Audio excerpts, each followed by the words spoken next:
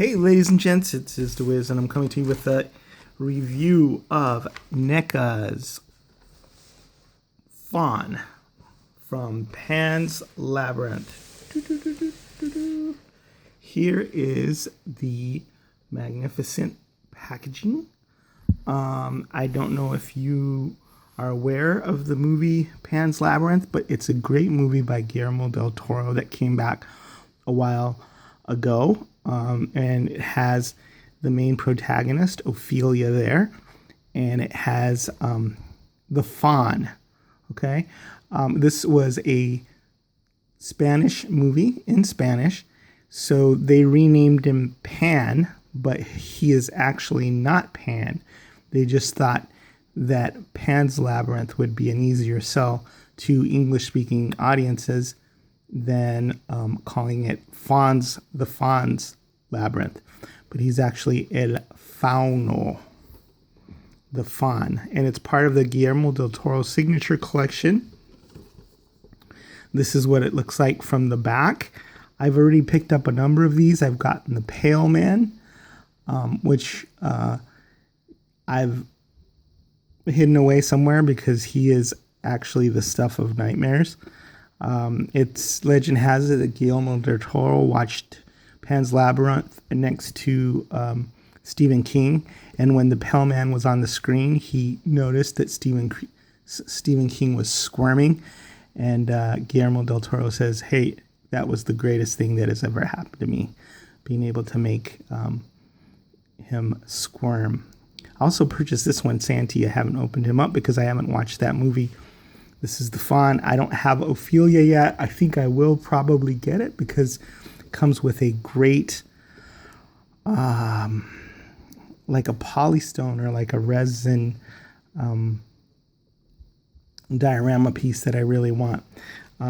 You notice the Faun there. He was played in the movie by Doug Jones, who played a lot of different people, a lot of different creatures, more like it, like Gollum from The Lord of the Rings, and pretty much any movie creature feature where you have like a skinny, long-legged, long-armed creature. If you have your druthers, you'll have Doug Jones play it. He actually learned Spanish so that his mouth movements could sync with the the actor that they hired to do the voice for Faun. But there he is. I want to congratulate NECA for their artfully done packaging photograph because he has a little pinga and they've got this bag and a bone in front of it so you don't see that. And then in the front, they've got Ophelia in front so you don't see the fact that he's totally naked. And then here in this part, it's artfully obscured by, the shadows. So, if you know anything about fawns or goats, goats are horny. So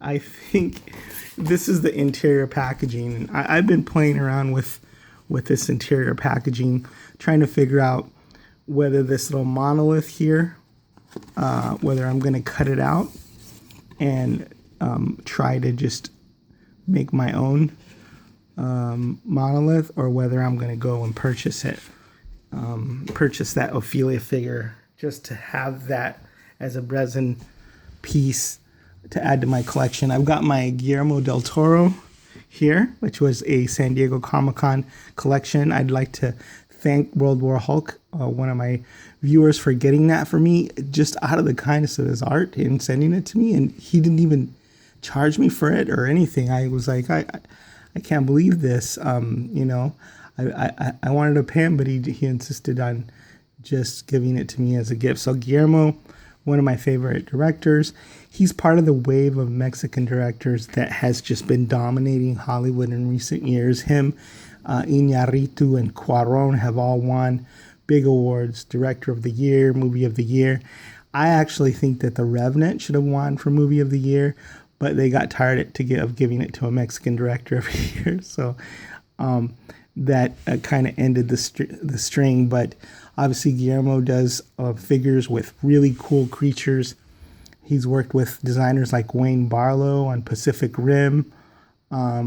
He's done Hellboy, real imaginative stuff, and his creature design is just unbelievable. Here's the figure that I don't know if I've already reviewed this one, but he's from The Shape of Water. So let's talk about the Faun, because he's a great figure in his own right, and one who I think is the star of the movie as far as the creature's designs are concerned. One thing I noticed on this is that they were really smart about the way they did the backward legs, in that one of the hooves has what appear to be roots growing out of it. So it's larger and it makes it easier for him to stand, because it gives him one giant foot. And what I have him on right now is a soft surface that makes it hard for him to stand. But I was experimenting with him and looking at that. You see, you have the reverse knee joints, so you have that articulation there, and then it just comes back, and then there's another point of articulation here as well. So it has knees like a goat man should. I don't want to force the articulation here because I don't want it to loosen over time. I want him to be able to stand on the shelf. So I'm not going to play around with that too much, but I like that effect. Very screen accurate down to his tiny little dingus. He's got the twig there, but he doesn't have any berries as far as I can tell. But it's all this gnarled wood and roots, and there's a wash over it, and he just really looks like a creature of the forest who's like part organic or part creature and part wood. He also comes with this neat little bag that comes with that shoulder strap, and you can open it up, and it also comes with this thigh bone here. So I don't know it's been a while since I've seen the movie, but that fits nicely there in the bag. It's got a emblem there, and he's carrying this over this shoulder, and then over this shoulder he has this cool kind of purse, for lack of a better word, goat purse, man purse, that opens up, and I saw it pictured with some fairies in it. So I think Ophelia comes with the fairies as an accessory. So when I do get Ophelia, which I probably will get her soon, I'm gonna utilize that as well.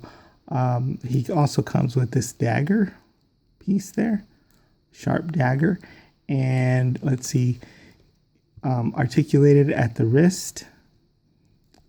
He's got elbow articulation, and he's got pretty decent range of motion at the shoulder. These pieces here are a soft, malleable plastic, so it's kind of like having a pauldron there, a loose pauldron. So it just kind of scoots out of the way when you get the arm up, so that he can be in, a stabbing pose or whatever. It's got all these cool little branches and stickers and bushes and all that to show you that he's not of this world. He's just a mystical creature. I love the head there, and it's got a lot of this soft, pliable material depicting his beard, because you have to have a beard if you're a goat. He's got these carved in sort of circular runes or whatever they are on his forehead.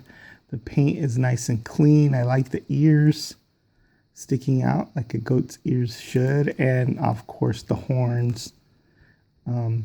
Even though he's got a lot of hair in the back, the head just has a pretty good range of motion there, back and forth, because the hair moves, so you can look down and he can look up. He also has right here at the ab, he's got an ab crunch, and so that gives him some upward, downward mobility as well as side to side. Not a whole heck of a lot, but he also has no waist articulation so he can crunch forward and back. But with these feet that he has, I don't imagine him being put in any strange poses and sort of standing up for a very long period of time. He's more of one of those characters that you want to stick in one pose and just sort of enjoy that way. I think I got this tree as part of a somebody from the Mythic Legions Cabal, the Mythic Legions Facebook group, alerted me that these were going on sale at a pet store, and I picked it up. Now I'm really glad I did, because it looks like a great accessory for the Faun, El Fauno. So I think this is a must get if you have the kind of love that I do for Guillermo del Toro and all of his creature designs and characters.